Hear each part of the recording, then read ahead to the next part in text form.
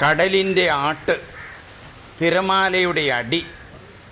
ഞാൻ മടുത്തു, ഓടി ഓടി തളർന്ന് മടുത്തു. ഞാനൊന്ന് വിശ്രമിക്കാൻ കയറിയിരിക്കുകയാണ്. എന്നെ ശല്യപ്പെടുത്തരുത്. ഗലീലിയ തടാകത്തിൻ്റെ തീരത്ത് പത്രോസ് എന്ന് പറയുന്ന ഒരു മനുഷ്യനുണ്ടായിരുന്നു. ഞാനാകുന്ന വഞ്ചി എടുത്തുകൊണ്ട് എന്നും ഓടിക്കും. ഒരു ദിവസം യേശു എന്ന് പറയുന്ന ആ ദേവൻ അതിൽ വന്നു. പുള്ളിയെ വിളിച്ചുകൊണ്ട് പോയി. എനിക്ക് വളരെ സന്തോഷം തോന്നി. ഇനി അടങ്ങിയിരിക്കാമല്ലോ. എന്നാ നിന്നെയും വിളിച്ചുകൊണ്ട് പോകുന്നത്? എന്നെ ഇനിയും കടലിൽ വിളിച്ചിറക്കിക്കൊണ്ടു പോകും. എന്നെ ആഴങ്ങളിലേക്ക് കൊണ്ടുപോകും.